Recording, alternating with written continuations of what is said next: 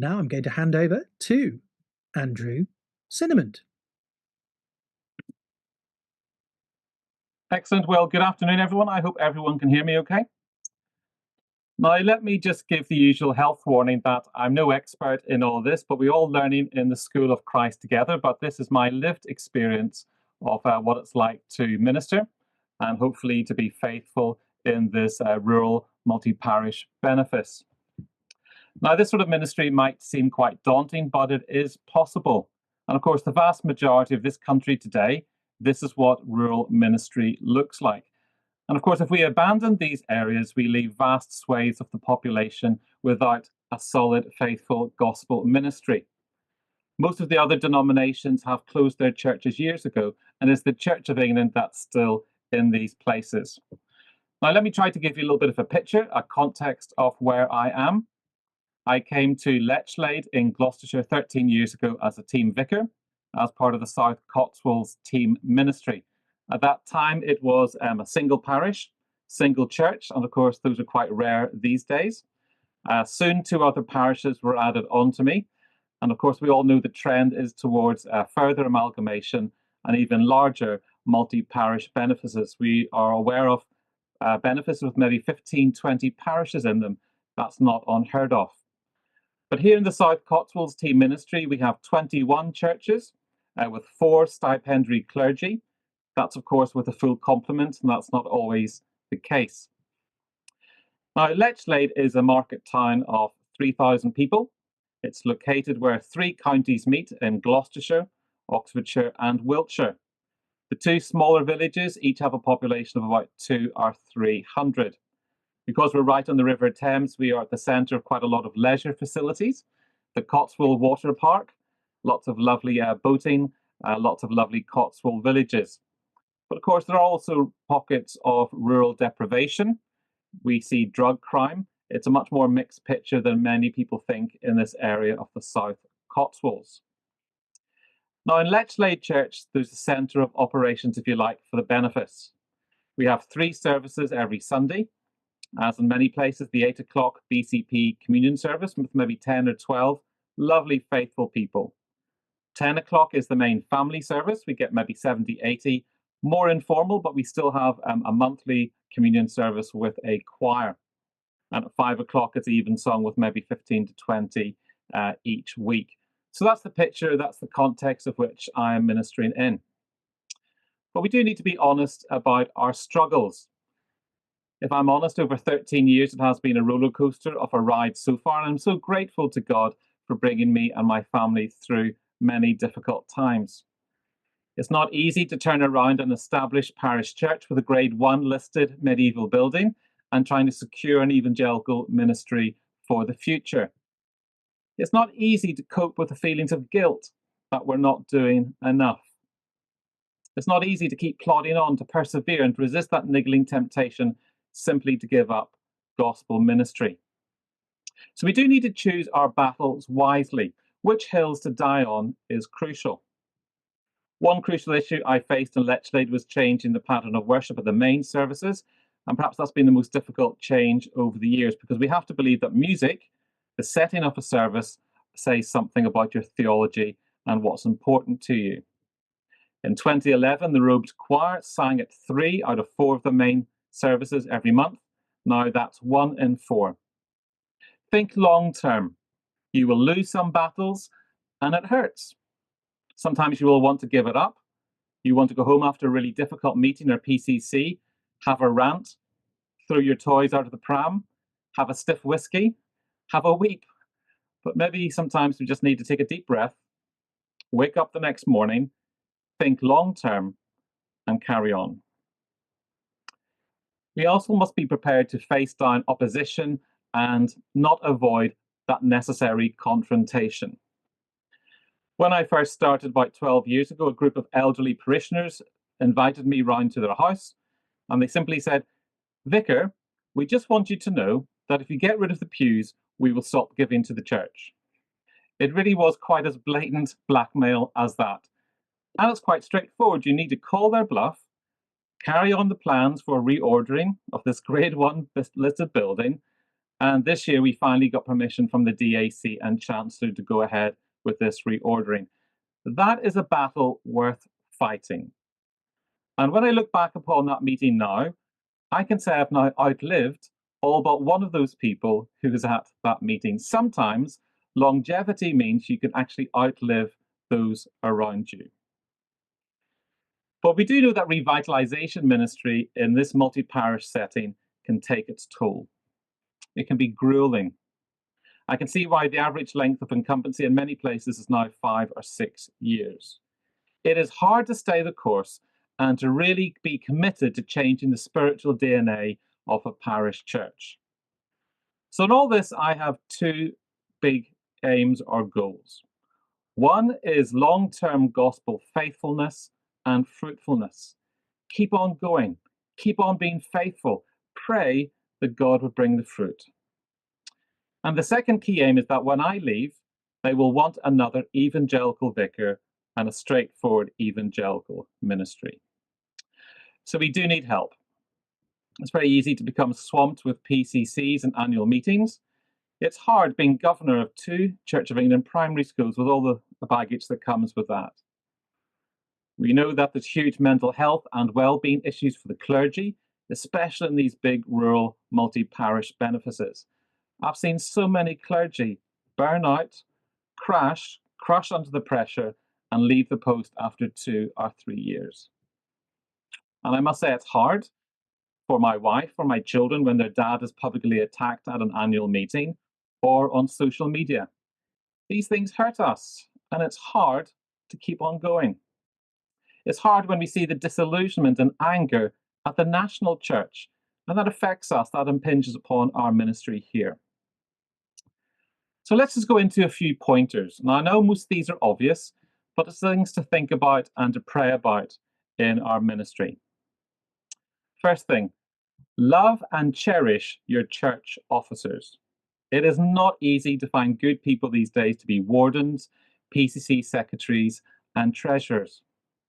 Invest time in them. Love them. Make sure they know that they are cherished. Show them hospitality. Have regular catch-up meetings. Pray for them publicly in services. It will make things go much more smoothly in all these parishes when you have good people around you to support you. And of course, I think we're beginning to realize as well that many of these church officers, the role is now simply too big for one person. For instance, we had a wonderful PCC treasurer who used to run his own tax business. He did a wonderful job, but when he left, we couldn't find a replacement. We eventually concluded that a finance committee would replace that one person, but one person would be nominated having that coordinating role and being the legal office holder. Others did the collections, the banking, gift aid, weddings and funerals, etc. But we say this now is a committee role rather than just one person. One thing I'd also say is see the positive side to meetings. Now, many of us did not go into ministry to have more meetings, but see every meeting as an opportunity for teaching and grace. Chatting with people before the meeting, and afterwards, ensuring people are heard and they have their opinions respected. Meetings are hugely important things in our ministry. Also, let people know that you're in it for the long term. You can say to people, I'm not going anywhere. This is important to me too. And in this sort of ministry, it's all about building strong, long-term relationships as a solid foundation for gospel ministry. This Easter, I have been here for 13 years. I'll be the longest serving vicar in the deanery. I've been through 3 archdeacons, 4 head teachers, and so many numerous diocesan initiatives which come and go. If you stay long enough to be trusted, to be listened to, not always agreed with, then in some ways you have earned your seat at the table. You're stuck at it, you've got skin in the game, as the saying goes, and people will listen. Also, we need to think about how do we make the Bible central in all that we do in all these different parishes? How do we show God's word is central to life and ministry? Well, we should be aiming for perhaps a short reading and thought at the start of every meeting, every PCC. At the main services, we have started to replace the lectionary with a variety of sermon series. We want to encourage folks to actually pick up and use the Pew Bibles that are there in front of them. It's not always the culture, but let's encourage people to get the Bible in their hands. We always make sure we have Bible resources around, like the Robert Murray McShane Bible reading plan. Maybe start to have a Bible Sunday every year. Maybe organize some Bible training, perhaps a well-run course on a Saturday morning. In all this, we're trying to raise the spiritual temperature and showing that this isn't extremist fundamentalist. This is mainstream Christianity. This is classical Anglicanism. That's what we're trying to show. We also need to work hard on our togetherness in all these parishes. Bringing a benefice together is not always easy. Even close neighbours don't always know each other. Of course, many benefices go down the route of having a monthly benefice service, but of course, we all know what it's like when many people simply will not travel even 2 or 3 miles to go to a benefice service. Maybe there's more mileage in having a really well-run Lent course open to everyone. Maybe joint marriage preparation. Work together with the church officers. Get all the treasurers together for lunch. Let them vent. Give them good food. Really listen to their concerns and hopes and fears for the future. Maybe organise a morning for church wardens with a visiting speaker to encourage them. They can share good ideas with one another. It's all about building relationships, bringing down barriers, coming together from different parishes and working together, demonstrating the unity we have in the gospel. And perhaps on a larger scale, every few years you can maybe organise a trip. We organised a trip to Israel across the different parishes, and again, it's great to get people together in a different context, in a different way. And then we need to think about, what does it mean to get an administrator for the benefice? Now, in our journey in Lechlade, we started off with no administrator. It was purely just a few volunteers. Then we moved to setting up an office in our church building. And then we employed a part-time administrator. So it did take a few years to get there, but having a decent administrator will make a huge, huge difference to your ministry. And then you need to think, well, what type of administrator? Do you go for a PA type of role? Somebody who will actually manage your diary, be the first line of defense for appointments? That may be too much for many of us, but perhaps they organize the publicity, the social media, take minutes at a meeting. Will they be like a clerk for weddings? What sort of administrator do you actually want and need in your benefice? I'm sure many of us will be familiar with the trellis and the vine analogy. We need the support and structure of the trellis enable the gospel vine to grow and to flourish. Sometimes it seems that a whole week has been taken up with all trellis and precious little vine. And maybe we think, is this really what I was ordained to do? Getting DAC approval for a new boiler, sorting out parish share calculations between the parishes. But things, if we forget, if we ignore these things like fabric and finances have a horrible habit of coming back to bite us. We do need to keep a handle and an idea on those things. And perhaps a big part of the role of being a vicar in this sort of environment is the wisdom of knowing how to balance the trellis and the vine work. And I do think having a good administrator is vital for that equation. I personally think what a great relief it is to have a parish office that now sorts out the invoices for weddings, prepares the official wedding document to sign. It frees me up to do other things in the benefice. Then what about managing change? Again, hugely important. What will the overall shape of the benefice look like? Will we treat all parishes equally? Or more usually is one parish designated, if you like, as the mothership and the others address a lesser role? That can be really difficult to adopt for the first time. Perhaps that choice is based upon facilities. What is the appropriate building? Who's available? Finances. Will some churches have to go from weekly services to fortnightly or monthly? That might need to happen. We need to assess, where are the gospel opportunities? Where are the church schools? Where is there a way of reaching out to the local community? And changing the long-established pattern of worship in a parish can be really hard. Make sure you know the church representation rules. Make sure you use due process and take the PCC with you. And yes, some campaigning behind the scenes may be necessary. It might be wise to tell the archdeacon beforehand so they will back you if any criticism or comeback comes across their desk. Archdeacons don't really like surprises in my experience. So in our context, we need to reduce the number of services that needed clergy, and therefore introducing more morning prayer instead of communion services. And of course, increasing the services of the word will allow lay people to lead and flourish. And I do think moving from South London, being involved in ministry there, to a more rural context, I do think people in the countryside are generally more cautious and have longer memories. They often cherish the way things have always been done. And you want to take as many people with you as much as possible. Is there a sense of trust and relationship there? Now, I know there are different schools of thought in change. Some advocate a short, sharp shock, others more gradual and long term. I personally think that change in this situation can only happen in these rural places based upon having long term loving relationships. A certain patience is needed. And then perhaps you might need to think about getting people in from outside. It's such a welcome relief to get another gospel minded person to come to lead and preach perhaps 3 or 4 times on a Sunday. But it perhaps show a wider perspective. It shows that there's a bigger church. It's about enlarging the vision. It's amazing it might be the same message, but with a different voice can be surprisingly powerful. It shows you're not just weird, but there's many other gospel-minded people out there.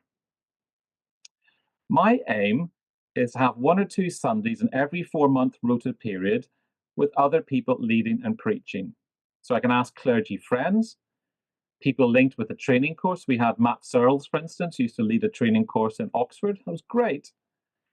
You might want to invite somebody from a mission organization to come. They're usually only too glad to send a representative. We had a wonderful representative from SAT7 who deal with broadcasting to the North Africa and Middle East. They came for World Church Sunday. We had somebody from Wycliffe Bible translators coming to us on Bible Sunday. Get people from outside, not just to help you, but just to give people a different perspective on life and ministry. And then we need to think about what does it mean to be involved with the diocese. Now, this is where it gets rather fraught. There may be different opinions even on this short Zoom call. We know how difficult it is to have a decent working relationship with the diocese in the present climate. Prayers for love and faith, heretical bishops, shockingly liberal theology around us. But what does it mean to still love others? What does it mean to minister with others who are very different from us in a team context? Personally, I'm committed to staying in the Church of England until I am booted out. And in our very sort of mixed team ministry, there is a culture of respect. Not always agreement, but there is a culture of helping each other out to cover weddings and funerals, etc. Now, let's admit that sometimes evangelicals don't always have a great reputation. Sometimes that can be self-inflicted. We can be seen as rather standoffish. We'll only gather together with like-minded people. We'll only stick to the big cities and not get involved in the smaller parishes. So I decided to get fully involved in the deanery. I'm one of the area deans of Cirencester. And one of the results of that cooperation, if you like, is to lead the deanery lay worship leaders course and to be the point of contact in the diocese for lay training. Now, I would say that lay ministry is hugely important in a multi-parish benefice context. We all know there's going to be fewer clergy in the future, and this is happening now. Many more people are retiring than coming into the church. The vacancy rate at the moment is over 50% in our deanery. We should have 11 stipendiary clergy. We now have 5. So this is not just about banging out another service, not just about covering the rota or ticking a box. This is about enabling ministry of all God's people, discovering God-given, Spirit-given gifts in his people. And it's wonderful to see people find their voice, to grow in confidence and start leading services in these smaller churches. And lay leaders are given confidence to handle God's word well. So I took the diocesan course, tweaked it, shall we say, and made it possible for people to give a short 5-minute talk, to start giving God's word, feeding God's people. Word-based ministry is not just a clerical privilege. We need to get God's word out again into these smaller parishes. And of course, then there's follow-up sessions, building a small community of like-minded people, eager for ministry in your area, eager to share God's word. And of course, we have good relationships with some of the other regional gospel partnership courses. We talked a little bit about the South Central Ministry Training course based at St Ebbs in Oxford. Our folks from Lechlade have gained so much from going along to that course and bringing back so much energy and enthusiasm for the gospel. Good relationships with the diocese have also meant being a training incumbent. The team ministry in Lechlade is a great place for training curates, and they need to make sure that they're part of a team player in the deanery and diocese. But how that gets worked out in different contexts could look very different. How great it is when a curate comes on board in a new parish, full of ideas, full of enthusiasm, opening up new areas of ministry, evangelism, pastoral care, parish mission, school work. For me, one of the most enjoyable aspects of my ministry is seeing how a curate grows and develops spiritually. And the last point I want to think about is schools ministry. Over the years, I've found schools work to be a great way of both reaching out and bringing together people from different parishes. It's hard work attending different governors' meetings and Christian ethos committees, etc. And it's really painful. One of our schools had a really hard and difficult, painful Ofsted inspection. As vicar, I was there to try and support staff, to help with parents and pupils through a really horrible time. But if you're with somebody in a time of adversity, it just builds up relationships, strengthens the church's presence there. We get involved in an after-school club. A huge amount of fruit comes from that. The holiday clubs in Lechlade are great fun. More than 80 kids coming together over 4 days. It's a big focus of the year, but also it's a great way of bringing volunteers together in a local church. And people can do lots of different things. Some people are painting scenery.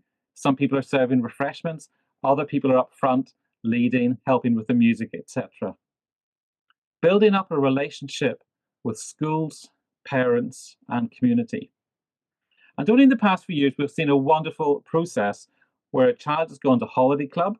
They then went on to a weekly after school club, and then they went to church on a Sunday, and they brought their parents with them. It's wonderful to see that progression, that ministry, that gospel growing in their lives. So it's not easy ministering in this new reality of multi-parish benefices.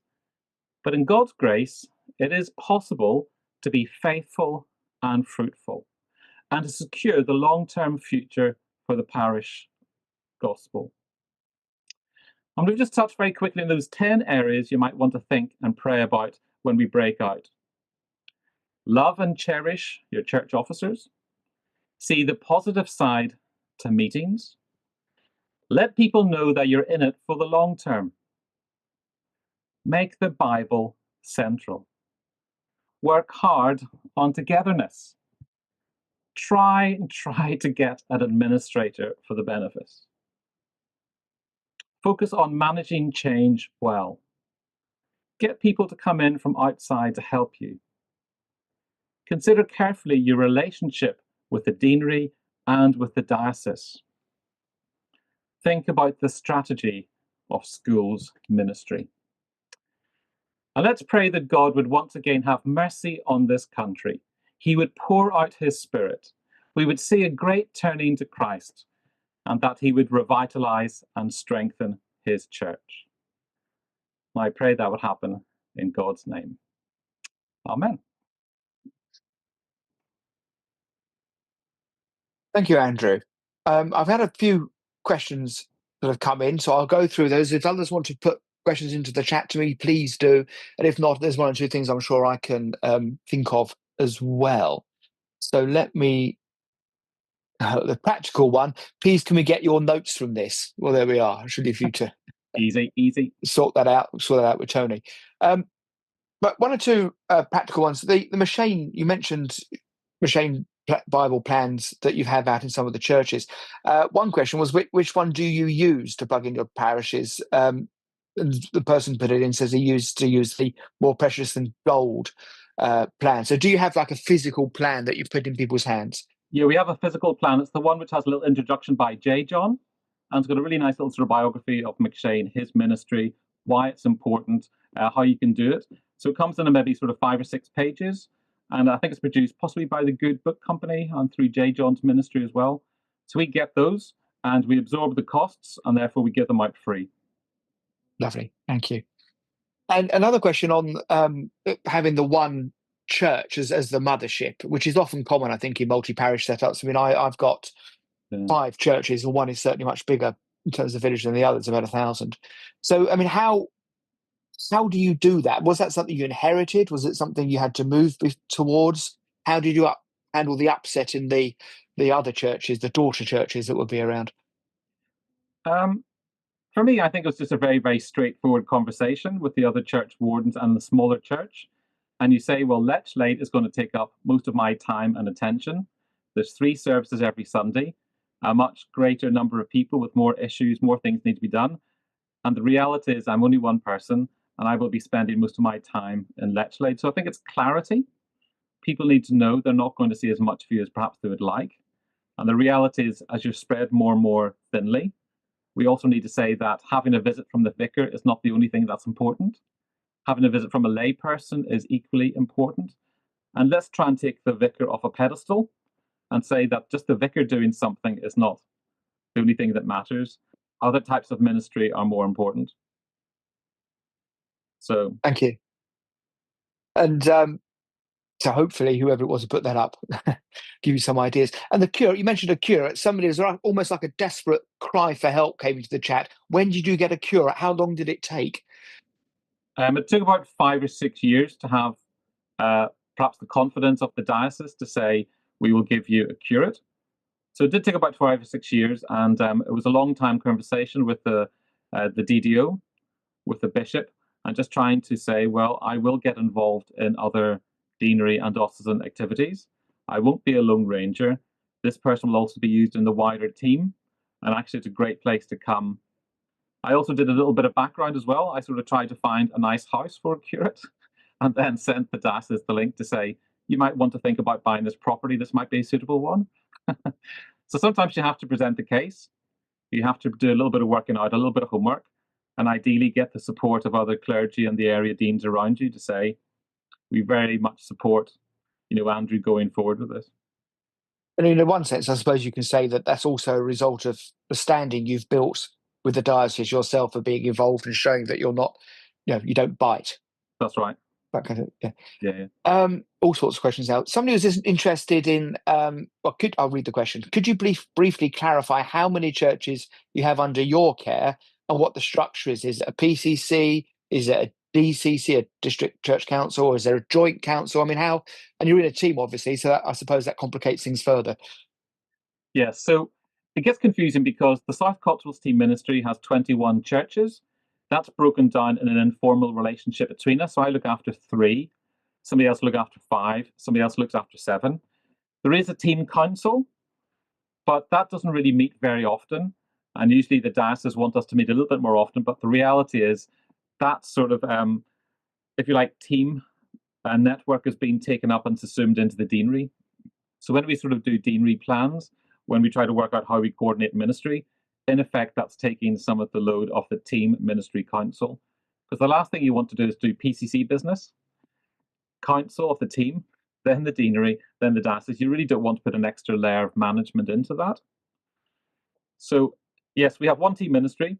That gets sometimes rejigged around every now and then, depending who's around. But yeah, within that 21, I look after 3, somebody else looks after 7, somebody else looks after 5, etc., etc. Do you have a view on benefice councils, the kind of idea of having one council across the benefice? Do you think it's helpful thing, or I suppose it's different in each context, isn't it? It's different in each context. Certainly, we actually have a legal constitution. So back in the maybe about 15 years ago, the team ministry was actually a deanery in its own right. And then the previous bishop of Gloucester, decided that deanery now needs to become a team ministry, and he amalgamated different deaneries together. So, yeah, we actually have a legal document, a constitutional document in place to say that you do have a team council. It should meet these number of times, and this is the remit. So sometimes you have no choice, but still you have an idea of how often that meets, how much time and energy you want to put into it. And then the reality is we try to put most of our energy into the wider deanery rather than into the benefice council. Thank you. You mentioned you're moving on from the lectionary into other things. I don't know whether you're going through books therefore, or whether you're still sort of taking passages. And I've got 5 churches, and because of the service pattern at them, I mean, I found it impossible to go off the lectionary, really, because you would a 5 sermon series you could get through in a month and a bit in one church. It would take you 6-7 months in another church to do the same coordination. So how did you manage that kind of process in your patch? So we gradually moved away from the lectionary to a series of really expository sermons going through a book of the Bible consecutively. But we realized after a while, anything longer than maybe 6 or 7 sermons in a series, you begin to lose people, and you don't get people every Sunday, perhaps as you used to. So you have to work out, it still has to be a standalone service. And we wanted to do sometimes going through a book of the Bible, sometimes going through a theme, like friendship, sometimes doing a Bible overview, change between New Testament, Old Testament, and then thematic stuff. And then perhaps sometimes toward Lent and towards Advent, you actually stick with the lectionary readings and perhaps do all the sermons on Isaiah, for instance, in the build up to Advent. So it's not completely ignoring the lectionary, but only often through perhaps those times of Lent and Advent rather than the rest of the year. And again, it's just trying to work with the PCCs and say, we will still give you a rota, we'll still give you the readings. And in my experience, as long as you give people the readings, they know what's coming up. They don't really mind whether it's the lectionary or a sermon series. They just need to know what's happening in advance and why you're doing it. If that answers your question. Yeah, I think so. Two other things. So these are things that I jotted down as you went through. I thought the idea of replacing the treasurer with the finance committee was an interesting one, because I do think treasurers are increasingly hard to find. I'm down. I've only got half the treasurers in post that I should have. But generally, you talked about cherishing your officers, but inevitably at some stage you need to replace your officers. I mean, do you have a kind of in mind of who might be a good church warden coming up, or do you have a kind of process for doing that, or is it simply just wait for the person to leave and see what happens? I mean, sometimes I have in my mind a little bit of succession planning. But if this person tells me on Sunday they want to step down at the next APCM, I perhaps have a person in my mind who I'd love to see doing it. And I'd love to see that person is a spiritually mature person, but also capable in what they're doing. But I think the problem is with the treasurer, for instance, in Lechlade, who stood down over a year ago, he left such a massive gap in our parish. It was so hard to fill. And sadly, our church wardens had to step in and take that role of treasurer as well. And that was just not acceptable or viable, really. So we've worked really hard to try and get a finance committee to do that work of that one person. And if you ask a person to do a much more specific role, like count the collections and do the banking, they're more likely to do that than take on the entire job role, which I think is just so difficult.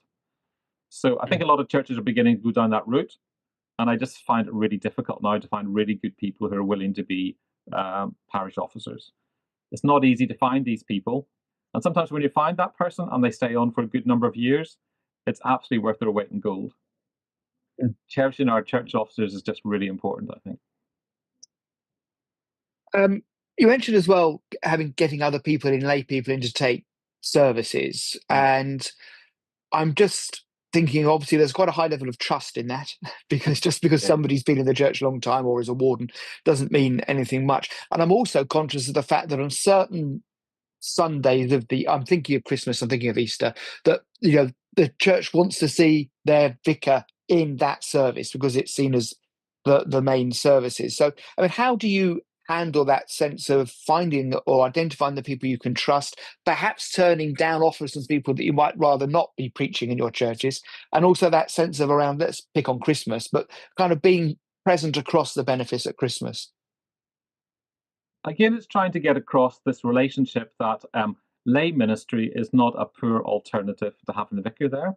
And the more we sort of try to big up lay ministry as the future of the church, and actually these people are gifted, they are able, the more we'll actually do everyone a favour, I think. So we constantly have to keep on pushing how important lay ministry is. I think sometimes we do need to slightly vet what people are going to say and how they do things. So a few times when people have got ready to do things in the church, I have said, would you mind me possibly seeing your sermon during the week, and then we can have a chat about it and seeing how best to do it? So you're trying to help them in terms of what they're going to say, but also you're trying to vet to make sure they're not completely heretical on a Sunday. And it's not just getting lay people who are existing in your parish. I think it's just trying to get people from outside is a huge advantage as well. And as I said, I think it's great trying to get people from local training courses, from mission organizations, other relatives, perhaps friends, other people who are going to lead a service well and preach. But everybody knows I'm going to be away the week after Easter, the week after Christmas. Everybody knows occasionally I'll be doing the villages rather than doing the main church in Lechlade. And those are the services you have to sort of focus on and say, well, I can't be everywhere. And some Sundays I am rushing around between 8 o'clock in Lechlade, 9:30 in one village, 11 o'clock in another village, then back for evensong at 5. And those Sundays are hard, but sometimes you do have to show your face in the places where you're not seen all that often. It's a Thanks. compromise. It is a compromise. Another thing, I mean, you mentioned you've got an administrator. Find an administrator. You said I'm 13 years here without an administrator, so and I wonder whether others are finding a similar kind of issue in how you can identify somebody that might be willing to take on that role. I mean, just again, from your experience, do you think that you talked about chopping up the treasurer role and having a finance committee? Do you think you could chop up your administrator into sort of 6 pieces? So there could be, you might be able to find a volunteer who might take on, I don't know, duplicating notice sheets for the Sunday or something. Yes, it's certainly easy to find people who are good at certain aspects of administration. One of the advantages of having somebody maybe 15 or 17 hours a week is I have that sense of continuity through the week. They know the people the funeral directors, for instance, they know how things operate in a parish. They see a sort of broader picture. And yeah, I think there's a bit of continuity, which is good. The downside is when they go on a holiday, things can fall apart. So maybe it is quite helpful to have a job share, for instance. But I think it's really important to have a couple of job descriptions from other churches, work out what would work in your context.